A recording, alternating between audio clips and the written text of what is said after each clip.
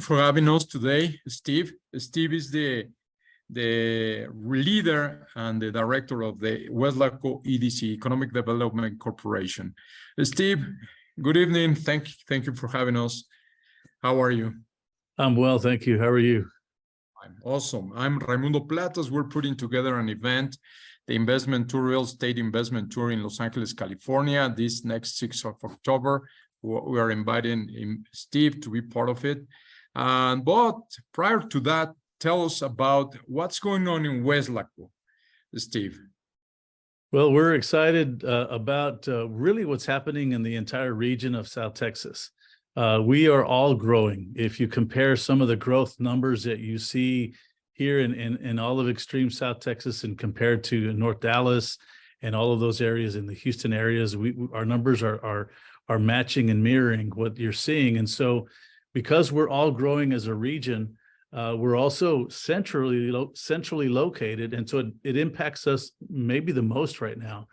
It used to be when we were spread out the way the valley is with so many cities, 40, 50 cities all located within the region, that being in the middle didn't matter as much. But now that we're growing together, all the growth is coming in and surrounding us here in Weslaco in the Mid-Valley. And so we're excited to be able to see the kind of growth. We're growing both in our commercial, retail, restaurants. We're getting a lot of looks, a lot of interest in here in Weslaco. Our industrial park, our second industrial park, is doing quite well also.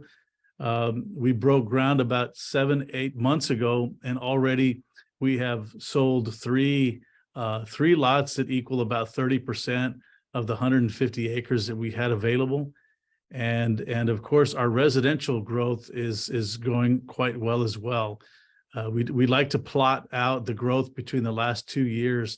And so we're seeing land just that may have at one point been farmland is now turning into residential lots and properties where families are also moving into Weslaco. So we're seeing all three divisions grow equally together. That's very exciting for us. Awesome, Steve. And can you talk a little bit of some of the numbers, percentage that you just mentioned, a little bit more, the growth, the absorption rates on residential and also in industrial? So we have a residential growth that shows a 49% increase in residential growth with regards to single or multifamily. We have the amount of square footage that we have available in commercial and retail. So hard numbers. We don't really have a lot of hard numbers when it comes to listing statistical information like that. A lot of times, it just depends on who we're trying to recruit, whether or not these hard numbers have a value. Right. Tell me more on the side of the industrial parks and nearshoring. What do you foresee coming? What's going on? We've been listening about the China commercial war with the U.S. and China, and that's a huge opportunity. We've been listening to that for the border. I mean, exactly where this Tamaulipas, Nuevo León, McAllen, Weslaco, all that area, Laredo, and this is, as we have here, like a priority for the U.S. to bring some of these industries back. What can you tell us about it? Well, the first thing is that we're excited to be in a position to offer land. One of the things that's very plentiful in the Rio Grande Valley and in Weslaco is the availability of commercial land and properties. We just opened our second industrial park. It's roughly about 140 acres, and we've been able to recruit companies, and most of our recruiting efforts have been here locally because of the kind of growth that we've seen in the region, and because of our centralized location. We're not having any problem at all recruiting companies that want to be in the valley and want to be able to expand in the valley. We too have heard a lot about nearshoring and the idea that the relationships with the United States and China and how it is obviously, and we're in a perfect position because of our proximity to Mexico.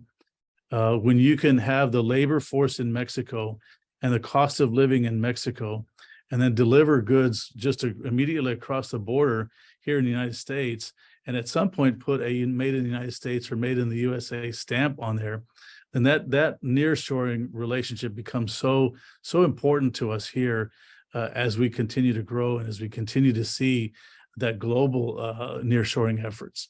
And so we're glad to be centrally located again, even in the United States, because the bridges, the crossings from Mexico that grow into the United States it goes right through our region and right through Weslaco and right through many other valley cities.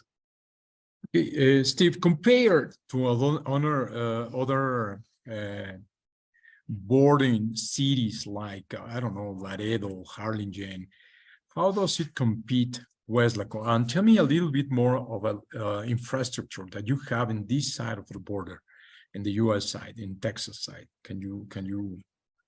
Well, we've got a great highway system for first of all. We have a highway that runs east and west all across every community, almost every community in South Texas. And then we have two corridors going to the north. And so we have I should say Interstate 1 and Interstate 2 that go off of Harlingen and off of McAllen and Edinburgh. And so these are state and federal highways that are taken care of by these entities. And so they're always going to be in great condition. And so our highway system is really a plus for us here. When we compare ourselves to Laredo has the same thing. Their highway system also feeds up north. Anywhere you look in the state of Texas, all the way up to El Paso, you're going to see an infrastructure of roads that help get product from out of Mexico and into the United States. So that's probably one of our greatest features, is to have such support from our government in the highway system down here. And also, we have seen a new infrastructure is coming on. Can you tell us about it? I'm sorry, infrastructure related to new highways that we've seen across the border and across the line in Texas. Well, I think our friends in Mexico have also seen the value of our region. And so we've been learning a lot about the infrastructure that's going on south and how new highways are coming in from Mexico into the United States because of the products and services that Mexico provides. When I heard many years ago that Mexico in their produce prepares or provides as much as 60% of all the produce in every household in the United States, that to me was amazing to hear. And it makes sense for the government of Mexico to develop roads to get that product into the households of the United States. So you're saying 60% of the produce and the households in the United States coming from Mexico.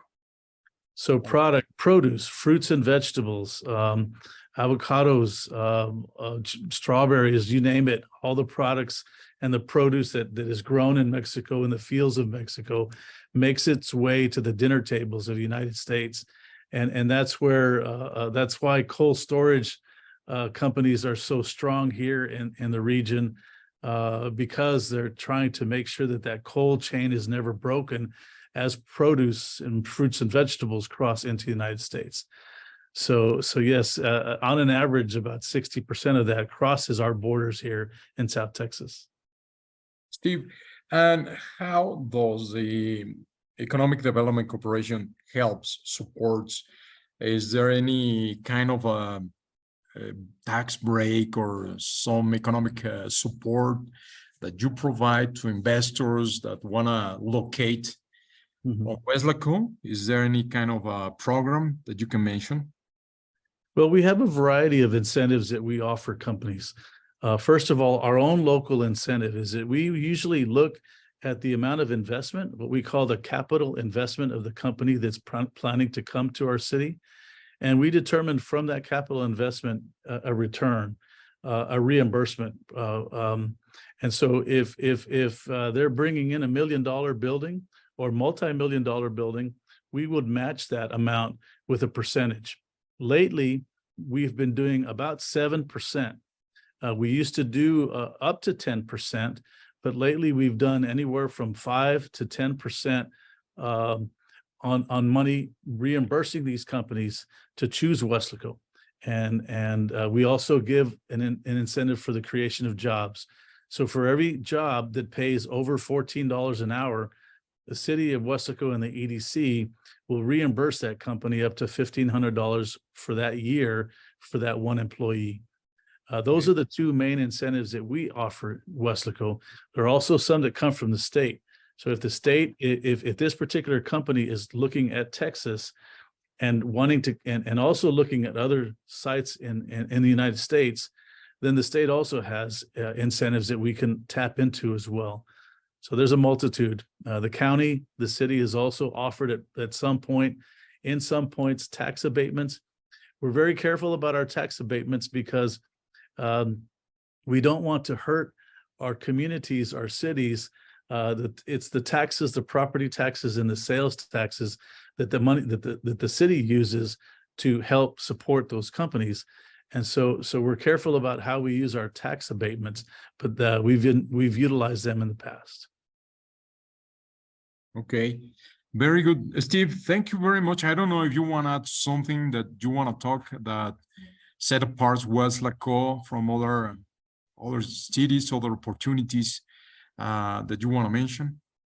Well, thank you for that. Yes, our leadership is second to none. We have a mayor and a city commission that supports the work of the EDC. They in turn select EDC board members, board of directors that also direct our work here. And to have the unity of a city commission, the mayor, and our EDC board of directors is great leadership. Leadership at that level, at any level, is an important part of growth. And the fact that we've had great leadership for all these years is a reflection of why Weslaco is being as successful as it has been. We have a great little town. We're not a big city. We don't have a lot of crunch time traffic. We consider ourselves a little big city because we have all of the amenities and all the resources that a larger city does. We don't have the compaction that you see in the larger cities because we're a smaller town. But there's a lot of warmth. The people are very inviting. The culture is very rich in Weslaco, and we love our city. Anybody that talks to you about living in Weslaco, we always say we love our town, and we really do. And we'd invite anybody to come visit us at any time. And as a matter of fact, that's who's calling me right now, the mayor. So I'll have to call him back after this. But we really do work closely with our government. We have a great community, great events throughout the year, and we're just real blessed to be in this part of the United States and in Texas. Thank you very much, Steve, and we'll be on touch. We're going to publish this interview and on our YouTube page channel that we're producing for investing in the South of Texas. And we'll be in touch. And also just to remember that the event is going to be in California on the 6th of October. And you're going to be our keynote speaker, one of the keynote speakers, hopefully. Thank you very much, Steve. You're welcome. Thank you for having me. The information.